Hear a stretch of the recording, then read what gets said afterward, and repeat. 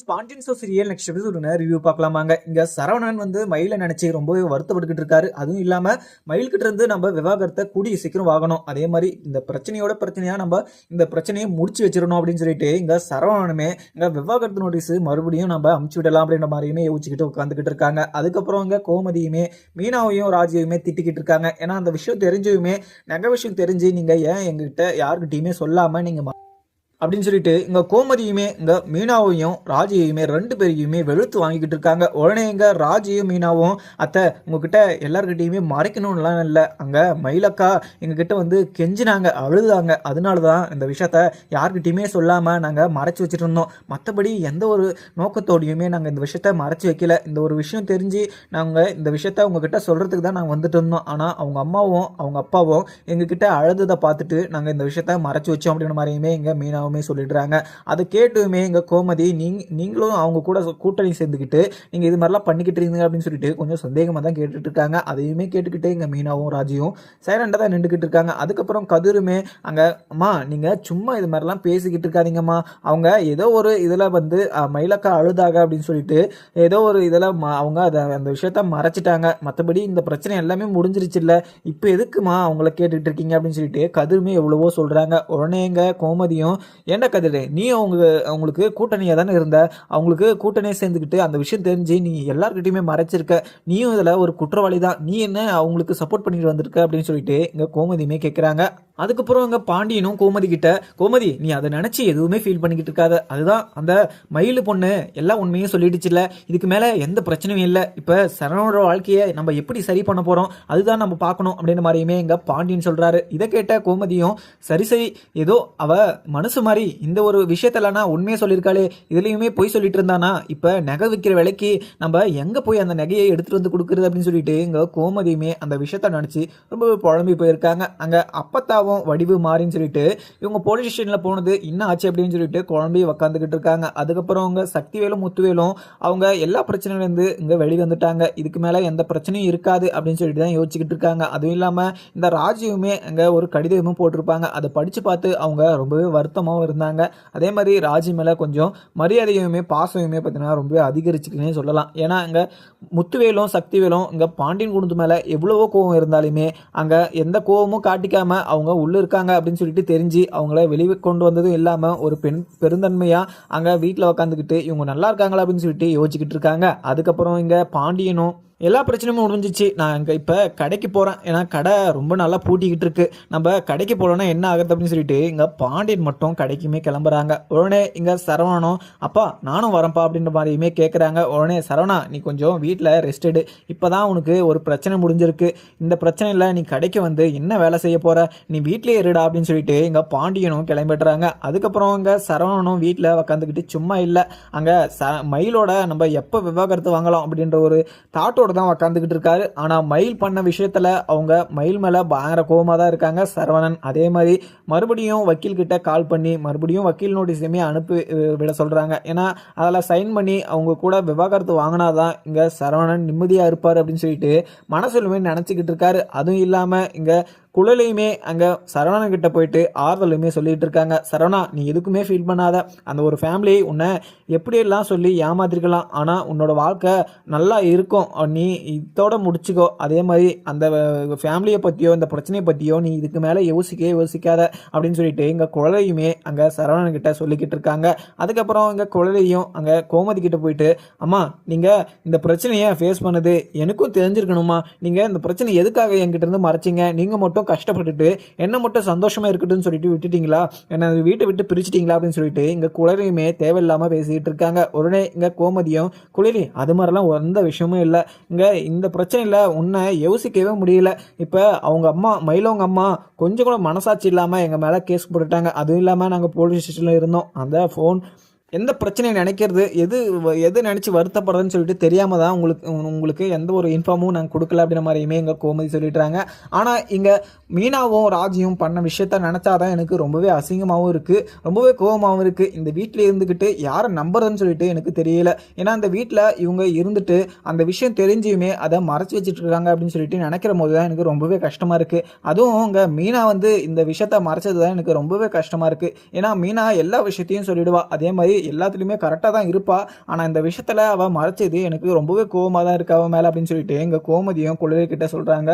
குழலியும் அம்மா அதெல்லாம் ஒன்றும் இல்லைம்மா, இங்கே மீனா எல்லா விஷயத்தையும் சொல்லிட்டு இருப்பா, ஆனால் அவள் சந்தர்ப்ப சூழ்நிலையில் ஏதோ மறைச்சி வச்சுட்டா. அவள் ரொம்பவே நல்ல பொண்ணுமா, இந்த குடும்பத்துக்கு எது நல்லதோ அவள் அதுதான் பார்ப்பா. அதே மாதிரி அவள் ஏதோ அங்கே மயில் பொண்ணு அழுதா அப்படின்னு சொல்லிட்டு தான் அந்த விஷயத்த உங்ககிட்ட இருந்து மறைச்சி வச்சிருந்துருக்கா. மற்றபடி வேற எந்த ஒரு நோக்கத்திலையுமே அவள் மறைச்சி வச்சுட்டு இருந்திருக்க மாட்டா அப்படின்னு சொல்லிட்டு எங்கள் குழலையுமே அங்கே கோமதிக்கு ஆறுதலுமே சொல்லிக்கிட்டு இருக்காங்க. இங்கே பாண்டியனுமே கடைக்கு போயிட்டு உக்காந்துக்கிட்டு எப்படியோ ஒரு வழியாக அங்கே மயில் இந்த ஒரு விஷயத்தில் ஏன்னா உண்மையை சொல்லியிருக்கா அப்படின்னு சொல்லிட்டு ரொம்பவே சந்தோஷமாக உக்காந்துட்டு இருந்தாலுமே அங்கே மயிலுக்கும் இங்கே சரவணனுக்கும் நம்ம எப்படி ஒரு நல்ல உண்மையை எடுக்கிறது அப்படின்னு சொல்லிட்டு தெரியாமல் புழம்பி போய் தான் உக்காந்துக்கிட்டு இருக்காரு இங்கே பாண்டியனும். அதுக்கப்புறம் இங்கே சரவணனும் இதில் ஒரு முடிவவே எடுத்துட்டாரு. ஏன்னா இங்கே மயில் கூட சேர்ந்து வாழவே முடியாது, அதுவும் இல்லாமல் அவள் கூட எனக்கு விவாகரத்து வாங்கி கொடுத்துடணும் அப்படின்ற ஒரு முடிவோடு உக்காந்துட்டு இருக்காரு. அதே மாதிரி இங்கே பாண்டியன் இது இடையில இங்கே மயில் கூட இங்கே சரவணனை சேர்த்து வைக்கணும் அப்படின்னு சொல்லிட்டு நினச்சாலுமே முடியாது. ஏன்னா சரவணன் அங்கே மயில் கூட சேர்ந்து வாழ மாட்டான், விருப்பம் இல்லை. அப்படி அவள் கூட சேர்ந்து வாழ்றதுனா நான் செத்து போயிடுவேன் அப்படின்ற மாதிரியுமே சொல்லியிருப்பாங்க. இதை யோசிச்சு தான் இங்கே பாண்டியன் இதில் ஒரு முடிவு எடுப்பார். அதே மாதிரி பாண்டியன் இதில் என்ன முடிவு எடுக்கிறதுன்னு சொல்லிட்டு இங்கே தனச்சிக்கிட்டுமே இருக்காங்க. அதே மாதிரி இங்கே நம்ம இந்த விஷயத்த நம்ம எல்லாருக்கிட்டையுமே சொல்லியிருக்கணும் அப்படின்ற மாதிரியுமே இங்கே மீனாவுமே யோசிச்சுக்கிட்டு இருக்காங்க. ஏன்னா மீனா வந்து அங்கே மயிலக்கா நல்லா இருக்கணும் அப்படின்ற ஒரு விஷயத்தில் அந்த விஷயத்த மறைச்சாங்க. அப்படி இல்லைனா இந்த விஷயத்த எப்போவோ அவங்க பார்த்தீங்கன்னா இந்த வீட்டில் எல்லாருக்கிட்டையுமே சொல்லிட்டு இருப்பாங்க. அதே மாதிரி தான் இங்கே சரவணனும் மயில் பற்றின விஷயம் தெரிஞ்சுமே மறைச்சி தான் வச்சுட்டு இருந்தார். அதே மாதிரி மயிலுக்கு பிரச்சனை ஆகக்கூடாது, வீட்டில் யாருமே கஷ்டப்படக்கூடாது அப்படின்ற ஒரு விஷயத்தில் தான் எல்லா விஷயமும் மறைச்சி வச்சுட்டு இருந்தாங்க இங்கே சரவணனுமே. அதே மாதிரி கடைசி நேரத்தில் எல்லா விஷயமும் தெரிய வரும்போது இங்கே சரவணனால் தாங்க முடியாமல் இந்த விஷயத்த எல்லாருக்கிட்டையுமே சொல்லிட்டாரு. அதுவும் இல்லாமல் சொன்னதும் இல்லாமல் அந்த வீட்டை விட்டையுமே துரத்திட்டாரு இங்கே மயிலை. ஆனால் மயில் அந்த வீட்டில் உக்காந்துக்கிட்டு ரொம்பவே கஷ்டப்பட்டுக்கிட்டு அழுதுகிட்டுமே இருக்காங்க. ஏன்னா அங்கே சரவணன் கூட சேர்ந்து வாழணும் அப்படின்னு சொல்லிட்டு தான் அங்கே மயிலோட மனசில் தோந்திக்கிட்டு இருக்கு.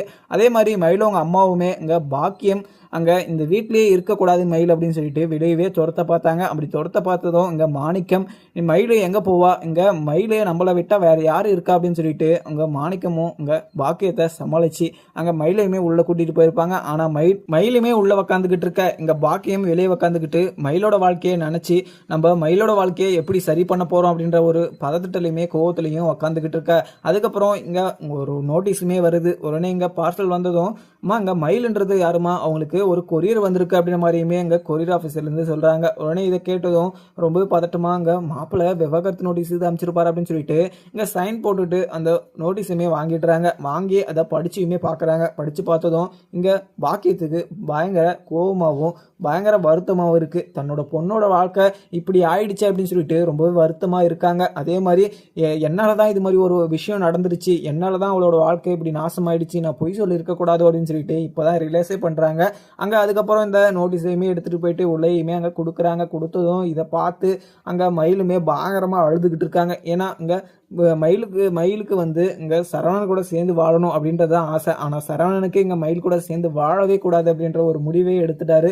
ஆனால் மயில் அந்த வீட்டில் நான் போய் வாழணும், சந்தோஷமாக வாழணும், அதே மாதிரி அந்த வீட்டில் இருக்கவங்க எல்லார் மேலுமே ரொம்ப தான் பாசம் வச்சுட்டு இருக்கேன். அதே மாதிரி நான் நிறைய பொய் சொல்லியிருக்கலாம், எங்கள் ஃபேமிலியுமே பொய் சொல்லியிருக்கலாம், ஆனால் அவங்க மேலே வச்சுட்டு இருந்த பாசம் உண்மை தானே, அது ஏன் அவங்களுக்கு கொஞ்சம் கூட புரிய மாட்டேது, எனக்கும் அவருக்கும் டிவோர்ஸ் வாங்கி கொடுக்கலான்னு சொல்லிட்டு அந்த ஃபேமிலியே முடிவு பண்ணிட்டாங்க போல அப்படின்னு சொல்லிட்டு அங்கே உக்காந்துக்கிட்டு ரொம்பவே அழுதுகிட்டு இருக்காங்க இங்கே மயிலுமே. உடனே இங்கே மயிலவங்க தங்கச்சியுமே அக்கா நீங்கள் எதுக்குமே ஃபீல் பண்ணாதீங்க, எல்லாம் சரியாயிடும், நீங்கள் எதுக்குமே அழுதுகிட்டு இருக்காதீங்க, இதுக்கு உங்களுக்கு விருப்பம் இல்லைனா இதெல்லாம் சைன் பண்ண வேணாம். அதுவுமே பார்த்தீங்கன்னா இங்கே கோர்ட் வந்து எல்லாருக்குமே தான் சப்போர்ட் பண்ணி பேசுவாங்க. உங்களுக்கு இந்த விவாகரத்தில் விருப்பம் இல்லைனா நீங்கள் இதுக்கு எந்த ரியாக்ஷனுமே கொடுக்காதீங்க. அதே மாதிரி அவங்க கோர்ட்டில் கேஸ் கொடுத்தாலுமே 2 பேர் வாதமும் கரெக்டாக இருந்தால் தான், 2 பேரும் சம்மதம் இருந்தால் தான் இதில் விவாகரத்தை வாங்க முடியும். அது இல்லாமல் ஒருத்தர் விருப்பமோடு இந்த ஒரு கேஸை நடத்த மாட்டாங்க அப்படின்னு சொல்லிட்டு அங்கே மயிலவங்க தங்கச்சியுமே சொல்லிக்கிட்டு இருக்க. உடனே மயிலும் மீது கேட்டு கொஞ்சம் ஆறுதலாகவும் உக்காந்துக்கிட்டு இருக்காங்க. உடனே இங்கே மயிலவங்க அம்மா பாக்கியமும் மயிலே நான் சொன்னனா இல்லையா அப்போவே,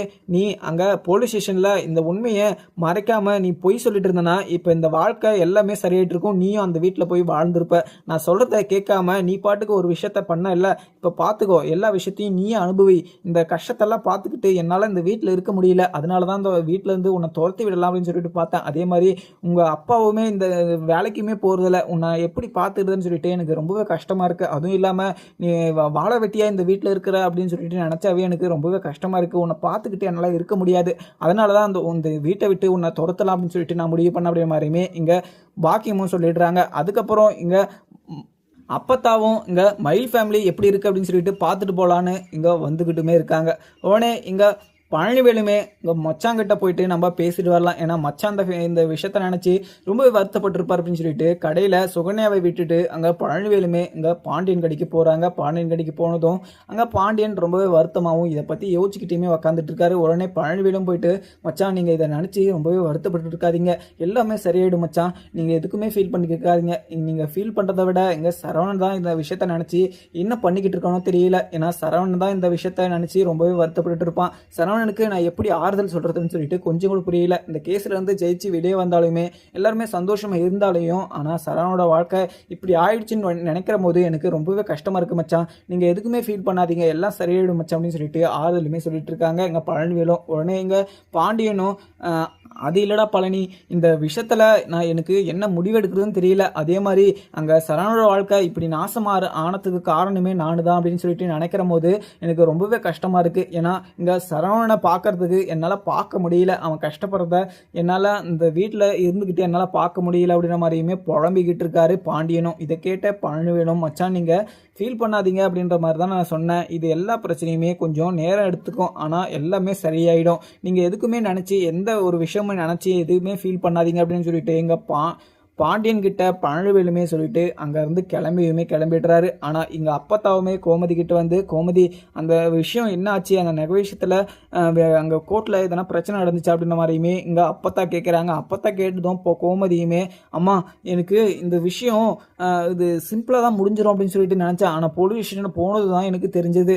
இன்னொரு விஷயமும் அவங்க போய் சொல்லியிருக்காங்க, அந்த நகையில் 80 பவுன் போட்டதில் 8 சவரன் தான் அங்கே கோல்டு, இது எல்லாமே கவரிங் நகையை போட்டு வச்சுருக்காங்க. அந்த விஷயத்தை வச்சு எங்கள் மேலே கேஸ் கொடுக்கலாம் அப்படின்னு சொல்லிட்டு அவங்க ட்ரை பண்ணாங்க. ஆனால் அங்கே மயிலே எல்லா உண்மையும் சொல்லிட்டதுனால நாங்கள் வெளியே வந்துட்டோம், இல்லைன்னா நாங்கள் உள்ளதாக இருந்திருப்போம். அதே மாதிரி மயில் அங்கே இந்த விஷயத்த சொன்னதுனால தான் நாங்கள் வெளியே வந்தோமோ தவிர அங்கே மயில் இந்த விஷயத்துலனா உண்மையை சொல்லியிருக்காரு, அதை நினச்சி தான் எனக்கு அவங்க மேலே சந்தோஷமாக இருக்க தவிர, ஆனால் அவங்க பண்ண தப்பு எனக்கு அவங்க மேலே பயங்கர கோபமாக தான் இருக்குது அப்படின்ற மாதிரியுமே எங்கள் கோமதி சொல்லிட்டுறாங்க. இதை கேட்டதும் இங்கே அப்பத்தாக்கு பயங்கர அதிர்ச்சியாகவும் இருக்குது. ஏன்னா இங்கே அப்பத்தாக்கு இந்த நகை விஷயம் இப்போ தெரிஞ்சதும் அந்த ஃபேமிலி எல்லா பொய்யுமே சொல்லிட்டு இந்த நகை விஷயத்துலையுமே பொய் சொல்லியிருக்காங்களா, இப்படியெல்லாம் ஒரு ஃபேமிலி இருப்பாங்களா இப்படின்னு நினைக்கிற போது எனக்கு ரொம்பவே கஷ்டமாக இருக்குது. அதுவும் இல்லாமல் உங்கள் ஃபேமிலியே இந்த விஷயத்த நினச்சி ரொம்பவே வருத்தப்பட்டுருப்பீங்க, அதனால தானே அந்த விஷயத்த கேட்டுட்டு போகலாம் அப்படின்னு சொல்லிட்டு வந்தேன் அப்படின்ற மாதிரியுமே அப்பத்தா சொல்கிறாங்க. அப்பத்தா சொன்னதும் இங்கே கோமதியும் அம்மா எனக்கு இந்த விஷயத்த நினச்சி எனக்கு என்ன வருத்தப்படுறதா இல்லை சந்தோஷப்படுறதான்னு சொல்லிட்டு கொஞ்சம் கூட தெரியலம்மா, இந்த கேஸை முடிஞ்சிருச்சு அப்படின்னு சொல்லிட்டு நினச்சி சந்தோஷப்படுறதா இல்லை சரவணோட வாழ்க்கை இப்படி ஆயிடுச்சு அப்படின்னு சொல்லிட்டு வருத்தப்படுறதான்னு சொல்லிட்டு எனக்கு தெரியாமல் முடிச்சுக்கிட்டு இருக்குமா. இந்த விஷயத்த நினச்சி அவன் ரொம்பவே பார்த்தீங்கன்னா ஃபீல் பண்ணி அழுதுகிட்டு இருக்கான். அதுவும் இல்லாமல் அவர் வேற இந்த விஷயத்த நினச்சி ரொம்பவே குழப்பிக்கிட்டு இருக்காரு. அவர் எப்போவுமே மனசு உடஞ்சி பேசுனதே இல்லை, ஆனால் இந்த விஷயத்த நினச்சி அவர் ரொம்பவே கஷ்டமாகவும் பேசிக்கிட்டு இருந்தாருமா. அவரை பார்க்குற போது எனக்கு ரொம்பவே கஷ்டமாக இருக்குமா அப்படின்ற மாதிரியுமே இங்கே கோமதியும் இங்கே அப்பத்தா கிட்ட சொல்கிறாங்க. அப்பத்தா இங்கே கோமதி கிட்ட, கோமதி இந்த விஷயம் எல்லாமே சரியாயிடும், நீ இதை சும்மா விட்டுரு, நீ அந்த விஷயத்த நினச்சி ரொம்பவே வருத்தப்பட்டிருக்காத, ஏன்னா இந்த விஷயம் நடந்து போச்சு, இதுக்கு மேலே என்ன நடக்குமோ அதை வந்து பார்க்கணும். ஏன்னா இதை நினச்சி நீங்கள் வருத்தப்பட்டிருந்தீங்கன்னா உங்கள் உடம்பு என்னத்துக்காகிறது, இந்த விஷயத்த நினச்சி நீங்கள் ஒரு மாதமாக கஷ்டப்பட்டதை பார்த்துக்கிட்டு என்னால் இருக்க முடியல. ஆனால் நீங்கள் இந்த விஷயத்த உங்கள் வீட்டில் நடந்திருக்கு அப்படின்னு சொல்லிட்டு நினைக்கிற போது எனக்கு ரொம்பவே கஷ்டமாக இருக்குது. நான் சொல்லியுமே உன் மனசு ஆறாது, ஆனால் நீ தான் ஆற்றிக்கணும் அப்படின்ற மாதிரி அப்போ சொல்றாங்க. உடனே இதை கேட்ட கோமதியும் அம்மா எனக்கு இந்த விஷயத்த நினைக்காம என்னால் இருக்க முடியலம்மா, ஏன்னா இவ்வளோ பெரிய விஷயத்த பண்ணிட்டு அந்த ஃபேமிலி இவ்வளோ ஃப்ராடு ஃபேமிலி இருக்கும் அப்படின்னு சொல்லிட்டு முதல்ல தெரிஞ்சிருந்துச்சுன்னா கூட அந்த வீட்டில் பொண்ணவே எடுத்துருக்க மாட்டோம். ஆனால் அந்த வீட்டில் தெரியாமல் அந்த வீட்டில் பொண்ணு எடுத்துட்டோம். ஆனால் அந்த வீட்டில் பொண்ணு எடுத்ததுக்கு நிறைய நல்ல விஷயத்த அந்த குடும்பம் எங்களுக்கு பண்ணிடுச்சு, இதுக்கு மேலேயுமே எங்களால் தாங்கிக்க முடியலமா அப்படின்ற மாதிரியுமே எங்கள் கோமதி சொல்லிட்டுறாங்க. உடனே எங்கள் மீனாவும் அத்தை நாங்கள் வீட்டுக்கு போயிட்டு வரோம் அப்படின்ற மாதிரியுமே சொல்கிறாங்க. உடனே இதை கேட்ட கோமதியும் நீங்கள் போங்கம்மா, அதெல்லாம் எனக்கு எந்த பிரச்சனையுமே இல்லை, ஆனால் நீங்கள் இந்த விஷயத்தில் நல்ல ஒரு விஷயத்த பண்ணியிருக்கீங்க அப்படின்னு நினைக்கிற போது எனக்கு ரொம்பவே சந்தோஷமா இருக்குமா. அதுவும் இல்லாமல் நீ பண்ணியிருக்க அப்படின்னு சொல்லிட்டு நினைக்கிற போது தான் எனக்கு ரொம்பவே கஷ்டமா இருக்கு அப்படின்ற மாதிரியுமே இங்கே கோமதி சொல்லிடுறாங்க. இதை கேட்டு வருத்தமாகவும் மீனாவும் அங்கேருந்து கிளம்பிடுறாங்க. ஆனால் இங்கே செந்திலும் மீனா மேலே பயங்கர கோபமாக தான் இருக்காங்க. ஏன்னா இங்கே மீனா இது மாதிரி ஒரு விஷயத்த மறைச்சி வச்சுட்டு இருக்கா அப்படின்னு சொல்லிட்டு இங்கே செந்திலுக்கே தெரியாது. ஆனால் செந்திலுக்கு இடையில அந்த விஷயத்தையுமே சொல்லியிருப்பாங்க. சொல்லிட்டு இருந்தாலுமே அங்கே செந்திலுக்கு மீனா மேலே ரொம்பவே கோவம் தான். ஏன்னா அந்த விஷயம் தெரிஞ்ச போது மீனா ஏன் வந்து எல்லாருக்கிட்டையுமே சொல்லலை அப்படின்ற ஒரு கோவத்தில் தான் அங்கே எல்லாரும் முன்னாடியுமே மீனாவை திட்டிருப்பாங்க செந்திலும். அதுக்கப்புறம் இங்கே மீனாவை கூட்டிகிட்டு இங்கே செந்திலுமே வீட்டுக்குமே கிளம்பியிருப்பாரு. ஆனால் இங்கே ராஜி இந்த விஷயத்த நினச்சி ரொம்பவே வருத்தப்பட்டு இருக்காங்க. அங்கே கதிருமே போயிட்டு ராஜி கிட்ட ரொம்பவே சமாதானமே சொல்லிக்கிட்டு இருக்காங்க. ராஜி, அம்மா பேசுகிறாங்கன்னு சொல்லிட்டு நீ எதுவுமே எடுத்துக்காத. ஏன்னா அம்மா கோவத்தில் பேசிக்கிட்டு இருக்காங்க. உங்கள் மேலெல்லாம் பாசம் இல்லாமல் இல்லை, ஆனால் அந்த விஷயத்த மறைச்சிட்டீங்க அப்படின்ற ஒரு கோவத்தில் தான் பேசிட்டாங்க. நீ எதுவுமே நினச்சிக்காத அப்படின்னு சொல்லிட்டு எங்கள் கதிருமே அங்கே ராஜி கிட்ட சொல்லிட்டுறாங்க. அதுக்கப்புறம் என்னன்னு பார்க்கலாமாங்க. வீடியோ பிடிச்சிருந்தா லைக் பண்ணுங்கள். Thank you friends.